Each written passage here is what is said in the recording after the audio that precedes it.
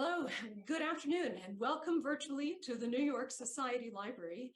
I am Sarah Holliday from the library's events department, and I'm delighted to welcome you to the special first event of our fall season, discussing an author beloved all over the English-speaking world, George Eliot. As we begin, let me just highlight a couple of things. First, you'll want to purchase your own copy of Clare Carlisle's The Marriage Question, George Eliot's Doubled Life, from our independent friends at the Corner Bookstore. You'll find that link in the chat. And speaking of the chat, please feel free to add your comments, reactions, and questions there throughout the conversation. And our presenters will speak to questions toward the end of the presentation. You can also email me throughout the presentation at sholliday@nysocialive.org and throw in your questions and comments there, and I'll put that in the chat as well. Finally, this event is the start of a vibrant season of events, a range of authors, scholars, and performers coming up. So please do check the events tab on our website to learn more and to register, or that link is also in the chat there. I am pleased to welcome to our virtual stage Clare Carlisle and Christine Smallwood. Clare Carlisle is professor of philosophy at King's College London and the author of several books, including Spinoza's Religion, Philosopher of the Heart, The Restless Life of Søren Kierkegaard, and On Habit. She has also edited George Eliot's translation of Spinoza's Ethics. In conversation with her is Christine Smallwood, who is the author of the novel The Life of the Mind, and also a contributing writer at the New York Times Magazine and at Harper's Magazine. Her writing has appeared in the Paris Review, N+1, Vice, The New Yorker, Book Forum, and many other magazines. Please enjoy this conversation between Christine Smallwood and Clare Carlisle. Thank you so much. I think that we're going to start with Clare reading something from the book. Just to say, Zoom is telling me I can't stop my video, so I think there might be a setting that someone needs to change. It says that the host has stopped my video. Okay, cool. I think that's sorted. Hang on a sec. Yeah, there I am. Okay, hi. Well, hi, Christine. So nice to meet you, and thank you for doing this conversation. So yeah, I'm going to start by just reading from the end of the preface to the book. So I think the only thing I need to say to set up this reading is something that probably a lot of people will already know, and that is that George Eliot wasn't actually legally married to her partner, George Lewis. So they had this long relationship, which we'll talk about, and they both called it a marriage, but it wasn't legally a marriage. So yeah, this is just the last few paragraphs from the preface to the book. The letters exchanged between Eliot and Lewis were buried with them in Highgate Cemetery. Although this puts the intimate details of their relationship beyond our reach, it is itself revealing. It suggests a deep commitment to the privacy of their marriage, which they nevertheless performed for friends and acquaintances, and increasingly as George Eliot's fame grew for posterity. We might be tempted to think that if we dug up those buried letters, we could prise open the black box that recorded the inner workings of their shared life. And it is true that most marriages do contain secrets, which may or may not one day come to light. But they also contain questions, ambiguities, grey areas, zones of conflict and confusion that even the partners themselves struggle to understand, let alone resolve. For example, how do you tell the difference between protectiveness and control, between love and selfishness, between loyalty and submission? Who has compromised more, sacrificed more, suffered more? Who has the most power? Marriages, like people, are not entirely transparent to themselves, and answers to these questions are perhaps more often decided than discovered. I think that by a combination of close reading and empathy, and also little imagination, we can lay our hand on Eliot's marriage questions. We might already inhabit some of them ourselves. If being Victorian now seems synonymous with conventional marriage and its corseted moral codes, it may be surprising to discover that a novelist as solidly Victorian as George Eliot brings new elasticity to the concept of marriage. Many of the themes she explores in her art, desire, dependence, trust, violence, sanctity, could be transferred to wider, less traditional ideas of married life. In this way, Eliot can be our companion in the struggle of thought, that those are her words, even when this struggle encounters possibilities which she did not inhabit or imagine. More biographically too, Eliot's unusual circumstances brought her closer to a modern experience of marriage. She was involved with several men before settling down with a long-term partner in her mid-30s. She chose not to have children and navigated relationships with Lewis's sons. Within a few years of her married life, she was earning much more than her husband.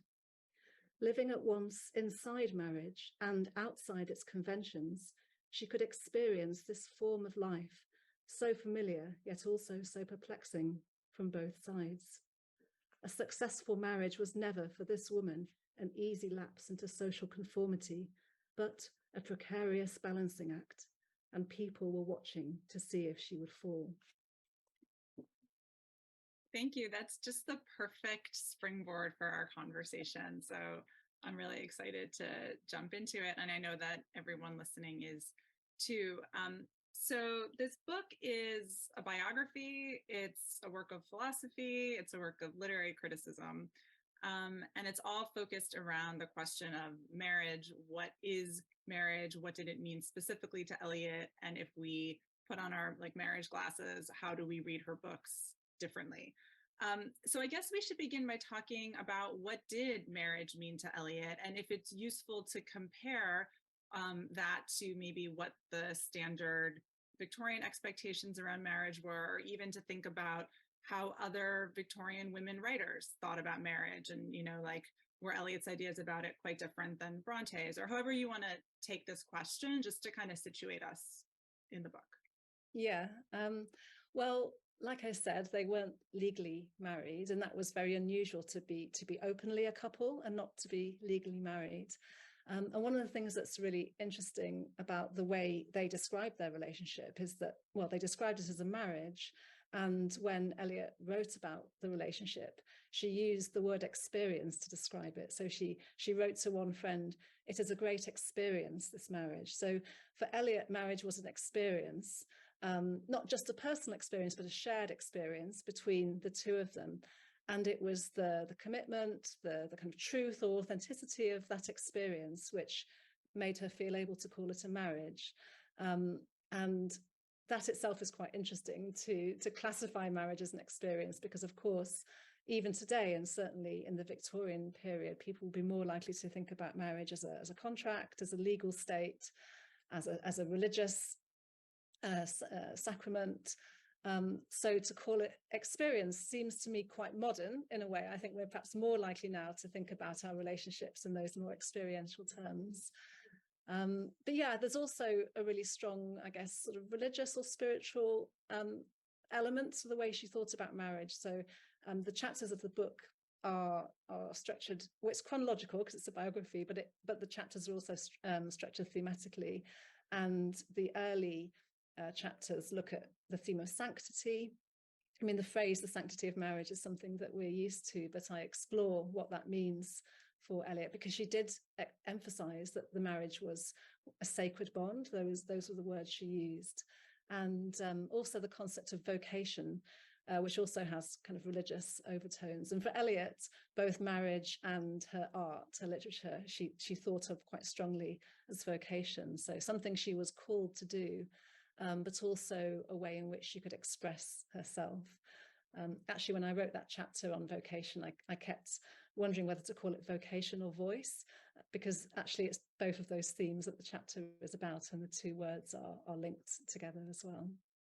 Do you want to give a little background on Eliot's religious journey? I mean, you are the best person to do that based on your intimacy with the Spinoza work. Yeah, so well, she was brought up in a fairly conventional Anglican, kind of small c conservative family. So she had a very conventional upbringing, kind of lower middle class. And then she was a very sensitive person and quite turbulent and passionate. And when she was a teenager, she channeled that energy into being quite fervently religious. She had a teacher who was an evangelical Christian who was quite influential. So she went through this really religious phase. And then when she was about 20, she had quite a dramatic shift and just stopped going to church. And that was because of books she was reading, kind of radical critiques of the Christian tradition. I guess this was a time when quite a lot of people were questioning, say, the historicity of the Bible, whether these were actually, true accounts. And so she was reading that kind of stuff. And she came to the view that the Christian stories were mingled truth and fiction. So she started to see it as a more literary, the Bible as a more literary work. And she was also reading lots of philosophy. She was very interested in philosophy, certainly from her mid-teens onwards. And one of the philosophers that she got really into was Spinoza. So much so that she eventually translated Spinoza. But Spinoza, I mean, he's a 17th century philosopher, and he's really quite an early critic of kind of ecclesial authority and institutional religion, and the idea that the Bible is literally the word of God. So he raises questions about those beliefs. He raised them in the 17th century, and his works were really banned and beyond the pale for about 100 years, and then they got revived by Goethe, the early Romantic philosophers, German philosophers and poets. And it was through that German avant-garde tradition that Eliot discovered Spinoza, because she was really interested in Romanticism as well. That was part of her formation. So yeah, so kind of a swirling mixture of different ideas, and reading lots of books made her question her faith. I mean, some people describe her as an atheist or a secularist, and I wouldn't really describe her in those terms. I think she's definitely sensitive to kind of spiritual meaning, and but she was more likely to find that meaning in art and in marriage. Yeah, and I don't know if you read your reviews, but you were wonderfully reviewed in the New Yorker recently by James Wood. I think it was just last week, and he foregrounds the question of how religion and marriage, or Eliot's religion of marriage, is connected. And he talks about how there was the religion of marriage, the religion of Spinoza, and the religion of the novel, and those three things all come together. Yes, for Eliot. That's a good summary. Yeah. I thought it was a great summary. Everyone should read the review. So I guess one of my questions is, what is it that brought you to this material? Was it an interest in Eliot, or was it an interest in the philosophy of marriage, or how did this come together? Yeah, it was both. So I guess I got interested in Eliot through Spinoza. Spinoza's really my favorite philosopher. I've loved him for years. And then I discovered that George Eliot had translated Spinoza's Ethics, which is his great masterpiece. And I just found that really just fascinating. I didn't know that, until obviously I found it out. And so that made me go back to the novels by her that I had read, and then read others I hadn't, with much more of a sense of her interest in philosophy, and in particular her Spinozism, and started to find lots of Spinozist and other philosophical ideas in her marriage. So I realized that she was really a philosophical thinker who was doing philosophy through her art, and I just think that's amazing. And obviously the fact that she is a woman doing philosophy in the 19th century, when the tradition, certainly the European tradition that I was taught, is so male dominated. So it was quite exciting to find not just a woman doing philosophy, but doing it in such a creative way. And then on the other hand, I'd become alive to the way in which marriage is a philosophical question through writing this biography of Kierkegaard, who himself had a funny experience of marriage. I mean, he didn't get married, and for him, not getting married was a big drama because he was engaged, and then he broke it off. And when I wrote that book, I just realized how decisive what I call the marriage question was for Kierkegaard's whole life, not just the phase he went through when he was figuring out whether to marry, but really it became the question that shaped his life, it shaped his authorship. And also it's such an existential question. It's questions about, what kind of life we're going to live, who we choose to be, questions about freedom and identity. And so I was interested in that. And then I guess those two separate things came together when I thought about how decisive marriage was for Eliot too, in her personal life, because her marriage was so unconventional and so scandalous. really shaped her relation to the world. It shaped her career. But also, of course, she explores marriage so brilliantly in her novels, and in some ways, in quite unusual ways, because if you take, a typical 19th century novel, they're often about marriage, but they often are about the route to marriage. Yeah. Whereas for Eliot, certainly in some of her novels, the marriage happens quite early on, and then we see inside the relationship, and that becomes the drama. And yeah, she's just brilliant at exploring all the complexities of that. Yeah, and of course Middlemarch has it both ways. Yes. We get one Dorothea arc, and then there's the beginning of another that we don't get to see. Just listening to you talk now makes me think of something, which is, you begin the book by talking about how marriage is a neglected philosophical issue or area. And I had been planning to ask you why you think that is, but now I'm wondering, if Eliot's doing marriage philosophy through the novel, maybe it's just that sort of traditional forms of philosophical writing aren't appropriate to hold a philosophy of marriage. And thinking about how, if you work on Kierkegaard is like the most literary philosopher that exists. But do you have thoughts about that? Like why this has to happen in a novel form instead of in a tract or a treatise? Yeah, no, I think that's right. What you just said. Well, I guess one thing is the fact that a marriage is very much a temporal entity. So it's almost like, in the book I talk about it as it's like an organism. It has a kind of lifespan, a life cycle that can involve a lot of change and even transformation. And of course, a marriage can die. So I think a novel, which it's a temporal form, the narrative gives it a temporal form, and so it's able to, rather than take a sort of snapshot of marriage and do an analysis of marriage in I guess more conceptual terms, it can follow that temporal narrative flow. So I guess that's one obvious thing, but also I think something that really connects Eliot and Kierkegaard is inwardness, the human subjectivity and interiority. And the novel, particularly the kinds of novel that George Eliot writes, where we've got an omniscient narrator who can move into different consciousnesses and really explore the dynamics between the couple, and also I think leave a lot unsaid but shown. That seems to me quite appropriate to the subject matter, because I think there's a lot probably of meaning in marriage that isn't said explicitly, but it's felt. And Eliot was, I think, throughout her work really interested in the relationship between thought and feeling.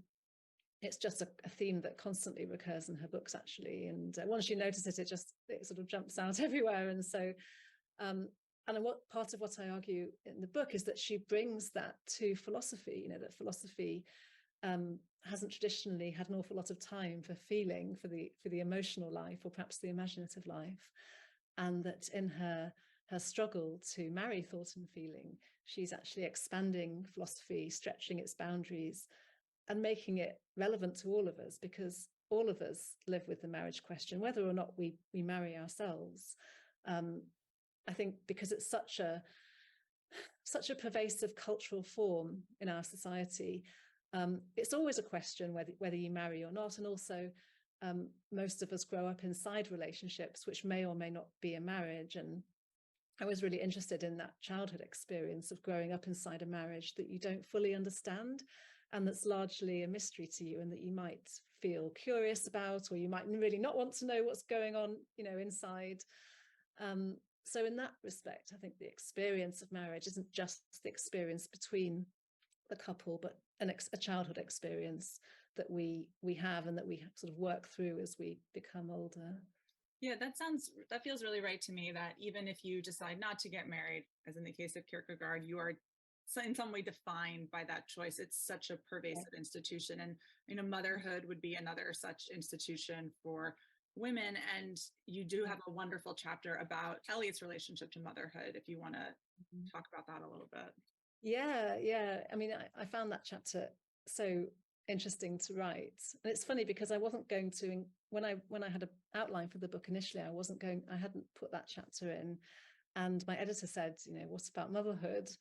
And I thought, oh, there isn't really a book about motherhood, because I was correlating the themes of the chapters to Eliot's novels. And then it was sort of crazy because I realized that Silas Marner is all about motherhood, but he's a father, but that she's using that story of fatherhood to work through the experience of motherhood. And she also was writing that novel at the time when motherhood was a really salient issue for her personally. So she didn't have her own children, but Lewis had 3 sons from his marriage, his legal wife, and the boys were sort of, you know, secondary high school age when they got together, and they were away at boarding school, so she didn't really see them. She didn't meet them for years, actually. But then in the early 1860s, when she was thinking about writing Romola, the eldest of these sons, Charles, finished school and came home to London to live with them. So she effectively became a mother in this quite abrupt way, by being a stepmother and having this, you know, living arrangement where she was living with Lewis and his son was with them, and he called her mother. So I explore in this chapter the way she sort of navigates quite a complicated relationship. And in particular, I talk about her anxieties, about the way, about the danger that motherhood is going to take up her time, so she won't be able to write. And she's kind of very worried about this. And but also she part of her wants to be a mother, and she also knows that motherhood is quite a high social status. So it would help her claim to be Lewis's wife if she could be a mother. And so there's all these ideas about being a perfect mother and being such a loving mother that are kind of swirling around in the way that both she and Lewis is writing to other people about the fact that Charles is about to come and live with them. So basically the chapter's about ambivalence. And I mean, I'm a mother myself, and I think that ambivalence is really part of the experience of motherhood for everybody, not in some pathological sense, but just that, you know, there are times when there might be other things we feel like doing and looking after our children, and that's the kind of ambivalence. So it was really great to be able to explore those themes through Eliot and through Silas Marner. Yeah, I had actually never thought about what her relationship to Lewis's children might have looked or felt like. And so I really, really appreciated that chapter. It sounds like that material came as a bit of a surprise in your research process. Were there other aspects of Eliot's life or thought that caught you by surprise? I think, yeah, I mean, that one certainly. And I was so pleased when I realized, I was like, of course, this book is about motherhood, and of course it belongs in the book. I think, well, I mean, actually the relationship between Eliot and Lewis unfolded for me. So I had, you know, read 2 or 3 biographies of George Eliot before I wrote my book, so I knew the story pretty well. But the general narrative that biographers tell follows the narrative that Eliot and Lewis themselves told about their relationship, which was that it was blissfully happy all the time. And I That can't be right. Yeah. Well, I mean, I actually believed it until I, you know, started to tell the story and then uncovered various clues that it was probably a bit more complicated than that, and came across, yeah, particular issues that I think were sort of sticky, difficult issues for them. Money, for example, who had control over her authorship. I mean, Lewis did act as her publicist and agent and secretary, so he's really involved in the authorship, and that could be, well, ambiguous or ambivalent. And there are certain moments where I think Lewis does become, yeah, quite too controlling, and I sort of show those in the book. So it wasn't necessarily a surprise, but it was definitely a new, I think I thought it was going to be this story of a real celebration of this unconventional marriage. And yeah, so the sort of difficulties of the marriage were really interesting to discover. And then finally, I think Daniel Deronda just like rereading that book, it just totally opened itself to me, and I got very, very excited about how philosophical it is, how ambitious it is, just what a remarkable book it is. Because the first time I read it, you know, before I wrote this book, I liked it, but I found parts of it quite boring, and so it's not I don't think it's the best reading experience, certainly not compared with some of her other novels, like Middlemarch, for example, is just much more fun to read. But then realizing what she was trying to do in that book, I just was, blown away by how brilliant it is. So when you say how philosophical it was, that kind of hits on something else I would love to hear you talk about, which is just, what does it mean, you know, for a novel to be philosophical? There are so many novels about marriage, right? But we wouldn't call them all philosophies of marriage. Yeah. So like what gets activated for you? Like what, say more. Yeah. Well, oh gosh. I mean, Eliot read a lot of philosophy. She was she taught herself philosophy by just reading many, many great texts, certainly in the European Western philosophical tradition, like Plato, Aristotle, Spinoza, Kant, Hegel, and so on. And so, though, if you know about philosophy, then you can just see that material in her book. You can see those ideas, but kind of transfigured through fiction. I mean, I guess there are plenty of novelists who write fiction, like Sartre or Iris Murdoch or those kinds of novelists. And I don't really like. I've not enjoyed reading their novels so much, because I can sort of see the workings. I can see how they're trying to dramatize philosophical ideas. I mean, Kierkegaard tries to do it and is terrible at it. So, I mean, of course, like so much art does explore philosophical themes. And often it's really successful when it does that without trying to just clothe ideas in a dramatic form. And I think what's really amazing about Eliot is that she does both. So she does just, you know, pursue philosophical questions in her novels, like many other authors do. But she's also very well informed about the philosophical tradition, and you can recognize, as I say, different ideas and different influences sort of animated by her plots. But in Daniel Deronda, she got really interested in Judaism, and not just sort of Jewish characters, but Jewish philosophy and Kabbalistic philosophy, which is this kind of really great, like Neoplatonic metaphysical philosophy where everything is connected, from, you know, the lowest things on earth to all these kind of higher spiritual realms, these higher worlds. And so everything that happens here has this higher significance. And so it's kind of very cosmic and mystical. And I came to think that philosophy was really woven into the very form, the very structure of the book, and that everything was connected, and that everything has a kind of higher meaning in the book. Everything has multiple meanings. And again, I just found that thrilling to discover. So I think it's not just the themes or the characters embodying philosophical ideas, it's also the literary form of the text. I mean, same with Middlemarch. I mean, this idea that everything is interconnected, everything is interwoven.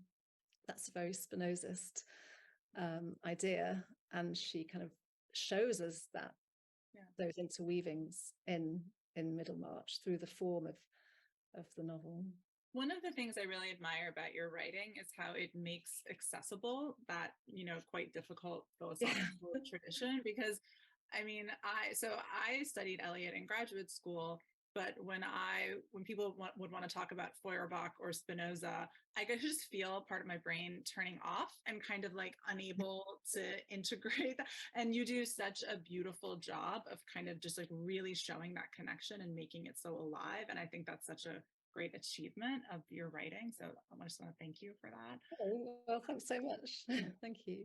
And I guess we could talk about like the public conceptions or misconceptions of Eliot. I mean, you talked about the idea that she and Lewis had a sort of blissfully happy marriage, which they did have a happy marriage, but of course, day-to-day reality is complicated. And then there's the idea that Eliot is somehow stuffy, or, you know, just a kind of like stuffy Victorian in her drawing room, when of course she's done the most radical thing a woman of her position could do, right? Which was run off to Europe and elope and not get married and live publicly with a man. So are there other misconceptions we have about her that you're kind of pushing against, or? Yeah. I mean, yeah, I think I always imagined her as being kind of sensible. And one of the things I love about her is that she's and I suppose also just the idea that she's so wise. I mean, her narrative voice is very wise, and I think she's genuinely, she was a wise person. She sort of thought very deeply, but she also made mistakes, and she wasn't always as kind to her friends, for example. I mean, one of the relationships that I think is really interesting, that I got really interested in when I was writing the book, was she had a very close friendship with a woman called Sarah Hennell, in the kind of 10-year period before she got together with Lewis. So basically through her 20s and into her early 30s. And Sarah Hennell was a single woman, a few years older than George Eliot. And they had this really intense relationship that had kind of romantic overtones. Like they would write these sort of love letters to each other, and she would sign herself your wife, or, your husband. They sort of talk like this to each other. And Sarah was an intellectual. She was an aspiring writer, and that friendship really suffered when Eliot got together with Lewis, as sometimes happens. That friendships and relationships aren't always sort of compatible with each other. And so I found that really interesting to see how the choices Eliot made there were in a way quite brutal and quite ruthless. She sacrificed that friendship really for the relationship with Lewis. Similarly, you could say that she sacrificed Lewis's children, not that she sacrificed them, but they also were sacrificed, again, to sustain the relationship and to sustain her authorship. They couldn't really be at home. They had to be found other places to be. And so I guess that ruthlessness is, I mean, it's not surprising to me that a writer as ambitious and as amazing as George Eliot was ruthless in pursuing her ambitions. But again, it wasn't because she cultivated a more gentle and modest demeanor. And Lewis certainly sort of encouraged that impression of her. That kind of ruthlessness and ambition is something I really like about her, actually. I mean, sometimes ambition is almost has negative connotations, perhaps particularly when it's applied to a woman. And I found it really interesting to see her, she kind of knew that she was capable of doing something great, and she had a real appetite, not just for ideas and intellectual life, but to make something and to be recognized and to be seen in the world. And so, yeah, I really enjoyed exploring those aspects of her character. Yeah, that makes a lot of sense. And it makes me think about the ruthlessness of the narrator's voice in Middlemarch, how you can almost miss it if you're not paying attention, because you're kind of lulled in this, these big, really long, dense sentences, but all of a sudden you realize that the cruelest thing that is imaginable has just been said about a particular character. Yeah. So, oh, sorry, go on. No, just I hadn't thought of that, actually. So yeah.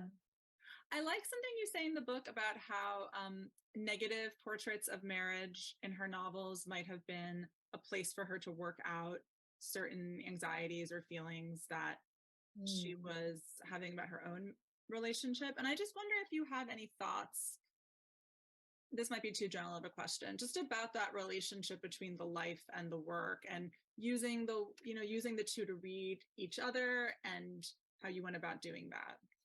Yeah, I mean, I think I've obviously thought quite a lot about that, and I think it's in a way it's a little bit fraught with difficulty. I mean, certainly among some literary scholars, that's really a terrible thing to do, and the book should be read entirely on their own terms without any reference to the author's life. I mean, I don't believe that myself, but I know that that's a significant view and kind of an influential way of thinking about it. And I also think it would be quite naive to just sort of reduce Eliot's either her life or the novels actually to each other. so I guess I saw it more in terms of, working through themes, exactly as you said. So, for example, working through maternal ambivalence in Silas Marner, which is a kind of fairy tale about a man who becomes a kind of outsider figure, who becomes a father in this miraculous way. So he sort of suddenly becomes a father. And I realized that there were all these images of, he's almost like a Madonna figure by the end of the book, he's, and she was also really influenced by paintings of, the Madonna and Child that she saw when she went to Catholic countries. So I could sort of, I think reading the life and, knowing where she was, what she was experiencing, what she was thinking about, I can't help then finding those images in the book. And I think it's just important though to explore those in a way that isn't too dogmatic. Right. So I don't want to be kind of bossing the readers about telling them what these books mean.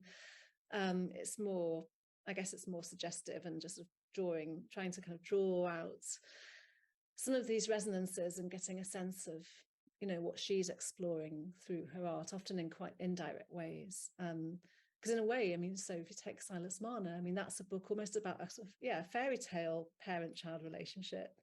And on the surface, it doesn't look anything like maternal ambivalence. But then the fact that before Silas sort of gets this child, who basically, little girl, sort of crawls into his house, he's had his gold stolen. He's hoarded up this gold that he's earned from working. The gold goes missing, and then the child comes in, and because he's so short-sighted, he thinks, when he sees the child's blonde hair, he thinks it's his gold come back. So there's this really close relationship between the gold and the child that's set up in the story very, very deliberately. Like it's repeated several times. It's sort of clearly, meant to be there. And so that made me think about that kind of dilemma that she was feeling between her gold, i.e. her work, her creativity, her voice, what she'd sort of been working so hard to achieve as a writer already, and then motherhood. So that's a good example of how it's not a direct parallel between the actual narrative of the book, but it seems to me that there are certain questions being brought up there and being thought through. I know we only have a couple minutes left before people will pose their questions, but I'm always curious, when someone has written a book, what was the hardest or most difficult part of the book for you to write?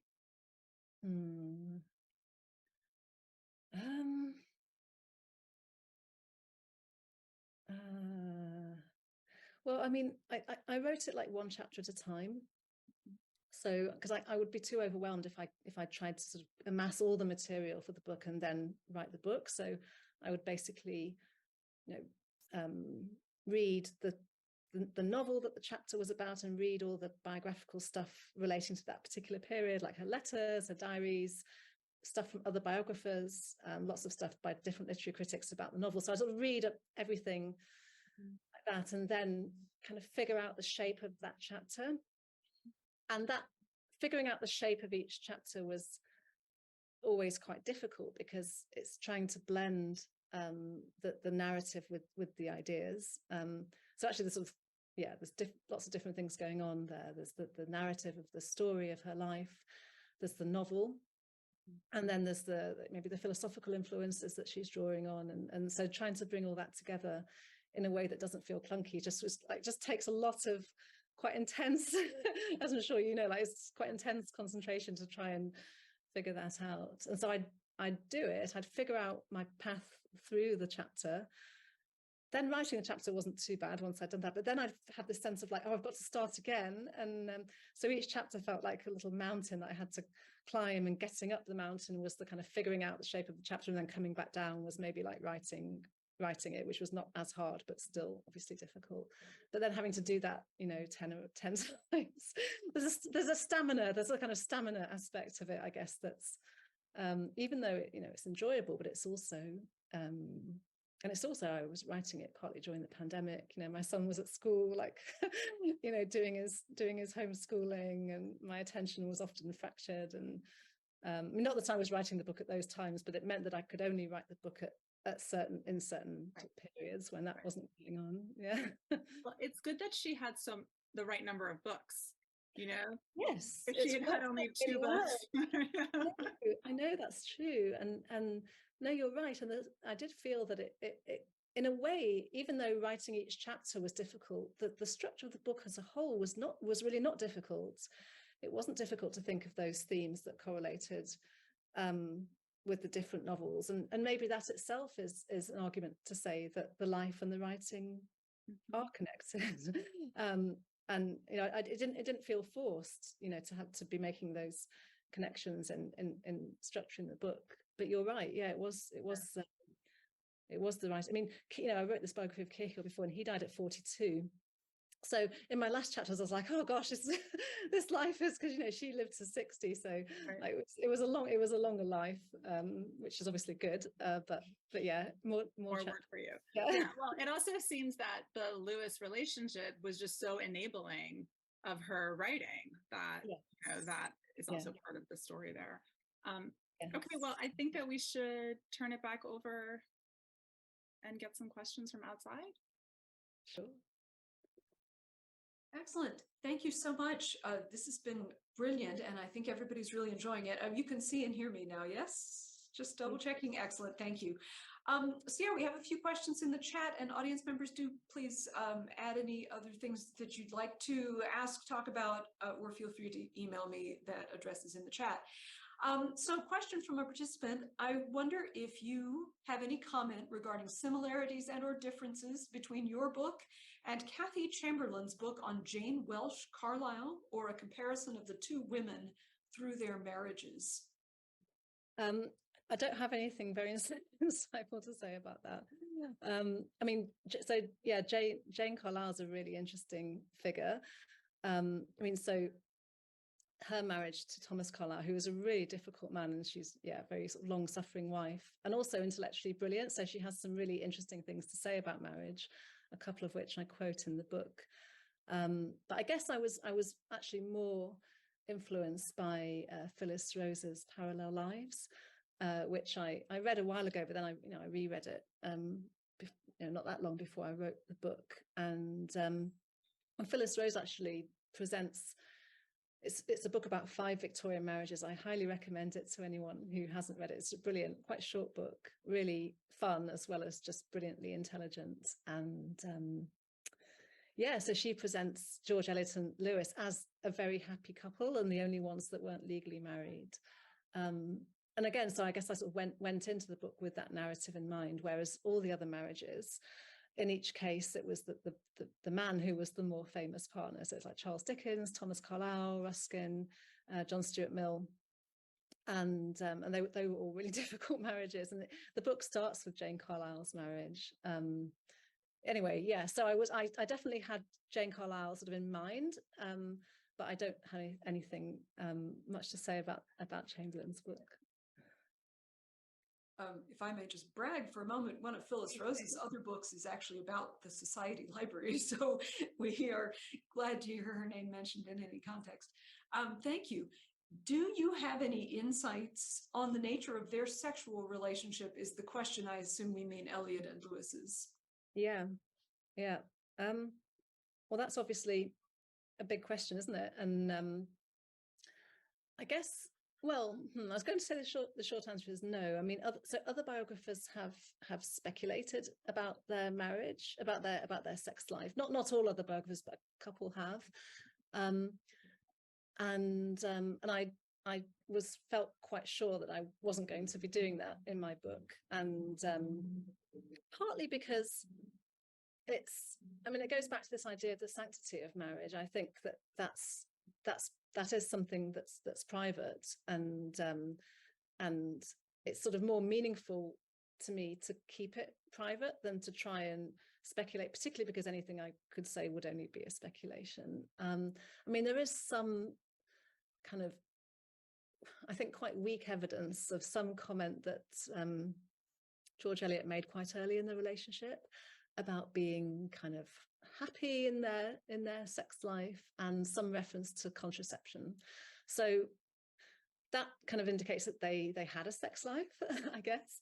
But even that evidence, it's like a fourth hand. So it's someone, you know, one of her friends wrote about it to another friend, and the daughter of one of those friends remembers seeing it in her mother's letter when she was like a young woman or something, and then she told it to the biographer. So it's really kind of a like fourth hand bit of gossip. And what I do think is really interesting is the fact that that gets repeated so often, whereas, and I think if it was about any other subject other than their sex life, a biographer would probably leave it to one side because it's so sort of spurious in a way.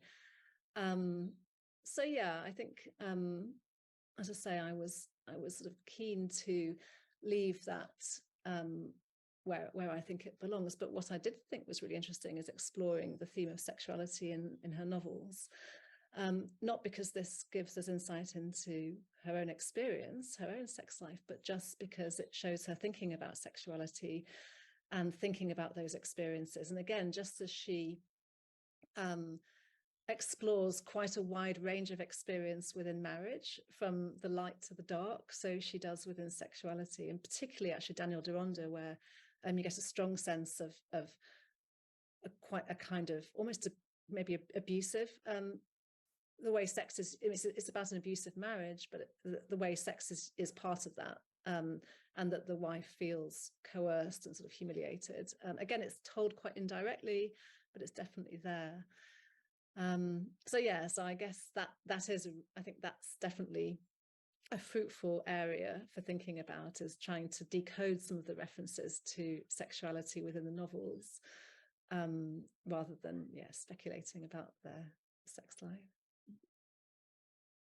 And can you talk a little bit about how Eliot saw herself and her place in the world? Specifically, is there any character in her novels that you're inclined to read as a self-portrait?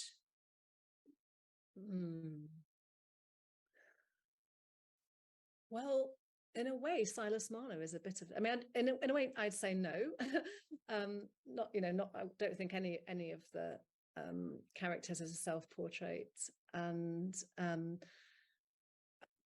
I think, as with many novelists, there'll be aspects or elements of Eliot's character in many of her characters. So she's sort of there, but I wouldn't think any was her. But I really did think that, in terms of the question of the relationship to the world, Silas Marlowe is really interesting, because he is a character who used to belong to a community, a kind of religious community. And then he was falsely accused of stealing something and was cast out of that community. Then he went to live on the outskirts of this village. And again, he was seen as just this like weird guy and very much an outsider. And then his life is, and he's sort of sad, basically. He's like a sad outsider figure. And then his life is transfigured by, in his case, the child that comes, but maybe also, a close relationship. That story ends in this very fairy tale like way, where Silas gets brought into the community, and he starts to be, get on with his neighbors. He starts to be respected and liked. And so that part of the story, in a way, that to some extent that actually did happen to her, but it wasn't happening to her when she wrote the novel. But maybe that part of it would be more of a kind of fantasy wish for how her own kind of outsider status would end. But certainly in that phase of her life, she was really conscious of being an outsider. She had been cast out, both from her family, who refused to see her or communicate with her after she got together with Lewis, but also just from society more generally. She wasn't able to, people didn't visit her. She wasn't able to go out and go for dinner at people's houses. She was ostracized, and that, so yeah, maybe if anybody, but that's interesting, because he's a very simple man. He's not an educated man. So of course, there's also the kind of Casaubon side of Eliot as well, the sort of the scholar, and Dorothea, the idealist. So there's obviously many different aspects of maybe also Dinah Morris, the preacher, so a woman who's finding her voice, someone who's using her voice to connect with people, to connect with the world. I mean, I guess that's another image of Eliot's relationship to the world, this sort of Methodist preacher who's very much a woman doing something that men generally do, And she has this beautiful voice, Dinah, and George Eliot apparently had a beautiful speaking voice as well as a beautiful literary voice. So she's another person who in one way, I think, in some, kind of represents a certain aspect of Eliot's relationship to the world. Interesting. Yeah, I think a lot of casual readers of Middlemarch, and I might include myself in that on first reading, think that Dorothy is an authorial stand-in. So we should look a little more deeply at that. But thinking particularly about if maybe Silas Marner is a little bit of her, but also just as someone who thought deeply about heterosexual relationships. Is there any significance to her using a male pen name, or is it just that that's how a woman got published at the time and it stuck? Well, I mean, women certainly had good reason to use male pseudonyms. I mean, even, obviously the Bronte sisters did, and but I think especially a woman who's not sort of just a novelist, but also wanting to be taken seriously as a philosopher, that would be even more. That would be even more sort of compelling reason to have not just a male pseudonym, but a kind of male masculine narrative voice, which she does perform, I think. So yeah, but that being questions about heterosexuality and homosexuality and gender are really, really interesting. I mean, I've talked about her very intense friendship with Sarah Hennell. And I'm just sorry, oh gosh, I'm just realizing it's going dark here in London, and hope you can still see me okay. But then also towards the end of her life, after Lewis died, she had a woman called Edith Simcox, who was like madly in love with her. And there's a scene that Edith describes where they kiss on the lips. And, very sort of passionate scene, but we have no idea at all what that experience was for Eliot, whether she was kind of taken aback and horrified, or whether she went with it. Like, we just don't know, or perhaps she felt both those things. Like, who knows? So that's a complete mystery, but we do have Edith's account of it, and she writes very sort of passionately about it. So I think those sort of boundaries, sort of binaries between sort of more sort of heteronormativity and different kinds of relationships are like there to be explored in Eliot's writing and also in her life story. One of our attendees mentions Maggie Tulliver's Spinoza phase in The Mill on the Floss, I think I'm right in saying. So did Eliot have to learn a foreign language to translate Spinoza? Was she working from a German version or something else? No, she basically taught herself Latin to translate Spinoza. Yeah, she just sort of puts us all to shame. She's such an overachiever. She's like, teaching herself Latin and Hebrew. Well, she actually had a friend who helped tutor her in Hebrew, but yeah, she just is incredible. I mean, she was she learned French at school, but then she learned Italian and German, translated these two big books by German writers, Feuerbach and Strauss. Then she taught herself Latin from a grammar book to translate the Ethics, which is quite a long book. I mean, I've edited her translation of that book, and I had to type it up from the manuscript. It took ages just to type it. So the thought of her actually translating it, it took her like a year and a half of really hard work. So yeah, she's incredible. And it's a fairly daunting book to read, even if in a very good translation into one's first language, I can tell you. So yeah, presumably Maggie Tulliver then was reading Eliot's translation of Spinoza in the novel. I mean, well, no, because it wasn't Eliot's translation wasn't published during her lifetime. But yes, I'm sure she was in spirit. She was reading Eliot's translation. So here's a quote, or maybe a paraphrase from somewhere in Eliot's writings that I absolutely love, that she mentions the ability to think of other humans, of each other human, as, oh, thank you. It wasn't bad before, but that is better. Yeah. The ability to think of each other human as an equivalent center of self to oneself. Yeah. I don't know if you know where that's from, it doesn't really matter, but can you think a little bit about that phrase and how it relates to her thinking about marriage and her thinking about humanity and philosophy? Yes, yeah, well, I think I'm pretty sure that's from Middlemarch, and it's Dorothea realizing that there's another person in this relationship.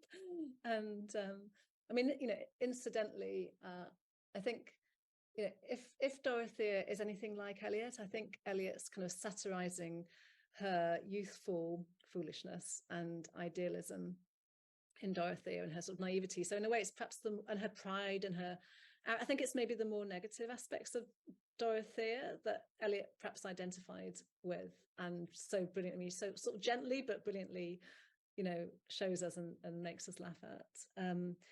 Yeah, so I mean, that's interesting, isn't it? That even that you could already be married to someone and only at some moment realize that they are also a subjectivity in the center of self. And I guess it's a comment on how much we are in our own worlds, and we're so sort of caught up in our own thoughts, our own feelings, which we then project onto the people around us, and we project our interpretations onto their behavior and so on. And so even when you think you're relating to the other person, you're also often relating to part of yourself.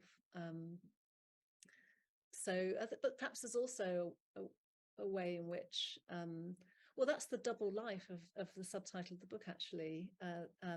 It's the phrase that Eliot used herself to describe the marriage. She said, it's a great experience, this marriage, this double life that helps me to feel and think with double strength. And so there are, on the one hand, there's the fact that we're individual centers of self, but I think Eliot thought, and I also believe, that more fundamental than that is our interconnectedness and our interdependence. And that was really, I guess, at the heart of what I wanted to explore in the book, was our interdependence and dependence, especially at a time when autonomy and independence are such kind of prominent ideals, perhaps particularly within feminism, the idea of being an independent woman. And Eliot didn't see human beings as independent. She saw them as dependent, and that their strength sort of lies in that, actually. Any empowerment that they can achieve is going to be through their relationships with other people. And so the possibility of a double life, of a shared subjectivity, perhaps it's only ever a possibility that a life will be fully double or fully shared, but that an intimate relationship, perhaps of any kind, goes in that direction of this idea of a double life, which I think is a quite beautiful idea. She also talks about companion souls in Daniel Deronda, which I think is like that's a Kabbalistic idea, but she explores that idea in her fiction as well. If I'm not mistaken, that idea of interconnection is really a central image in Middlemarch. I'm thinking of something with a web. I'm sorry, I'm out of practice. Yeah, no, definitely. So the web is a kind of dominant metaphor in Middlemarch, and it's treated through sort of, I mean, biology. So there's these kind of new biological theories of tissue and everything being interconnected. And Lydgate, the doctor, is interested in those biological ideas. There's also the social web, the political web, and just the sort of the world of Middlemarch and the web of relationships. So yeah, it's definitely a kind of master metaphor it's been described as in Middlemarch. But that's also very Spinozist, the idea that we're not actually independent, self-sufficient beings. We're always related to each other. So there's never like a part of us that's independent. It's not like we're independent and then we make a relationship. It's like we're fully relational through and through for Spinoza. So it's like the idea of a kind of ecosystem where all the parts are kind of connected to each other and yeah, sort of affecting each other. And of course that those mutual influences can go well or they can go badly. And in marriage, certainly in some of the marriages that George Eliot dramatizes, they're sometimes disastrous marriages. Like Lydgate's marriage to Rosamond is a great example where it's mutually destructive. They're just bad for each other. and they stint one another's growth, stunt one another's growth, and so our kind of porousness and our susceptibility to influence and our interdependence is kind of a blessing and a curse. Like, it makes us very vulnerable, but it also is what makes our lives meaningful, I think, for most of us, is our connectedness to other people, and particularly those closest to us. Thank you. Question here, can you speak about Eliot's late life real or legal marriage? The quotes are from the questioner. What brought that about? Yeah, well, it's interesting, and it's an interesting twist in her marriage plot that she ended up getting married to somebody after Lewis died, and quite quickly, actually, within a few months of him dying, she had got married. And one of the things that's very interesting about that marriage is that John Cross, the husband, was 20 years younger than her. He was a family friend. They'd known him for a long time, and they called him nephew. So that gives a sense of the kind of relationship between them. And so even when it was a real like legal marriage, it was still unconventional. It was still in a way kind of scandalous. And actually, an older woman, she was 60, marrying a man who was 40, that provoked a lot of gossip and even some ridicule among people. So again, thinking about her relationship to the world and the way the marriage question shaped that, it wasn't straightforward. It didn't, getting married didn't just sort of solve those problems that the relationship with Lewis had caused. And the rationale for that marriage, like what her motivations were, I think is very interesting. And I think her ambition had a part to play in the choice, as well as the fact that she liked John Cross. She felt a lot of affection for him. She was quite lonely. They got on well. But also the fact that he would make her a respectable wife, which was the one thing that eluded her. She was wealthy. She was a great novelist. She had everything she could want except respectability. And by the time she made that marriage, she was certainly thinking about her legacy. She was thinking about what would happen after she died. Where would she be buried? She hoped to be buried in Westminster Abbey with other great English writers. And I think she hoped that a legal marriage would sort of secure her reputation in ways that would help her legacy as an artist. And so I'm interested in those mixed motives, not to reduce her motives to that, not to say, oh, she just did it for this reason. Of course not, but the fact that often our motives for getting together with somebody are quite mixed. It's not just pure love, it's sort of the whole world that another person brings with them, and the shared world that you can create together, and sort of status and money, all these sorts of things that certainly in the 19th century people were very used to thinking about marriage in those terms, so I won't give too much away though, in case people don't know exactly what happened in that relationship, because it was quite dramatic. And so it's a bit of a bit of a plot twist. Excellent. Thank you so much. So I think that wraps up the questions we have to hand. Christine, is there anything else that's come to mind in this time that you'd like to toss in? Or Claire, is there anything else that you'd like to add to the overall conversation?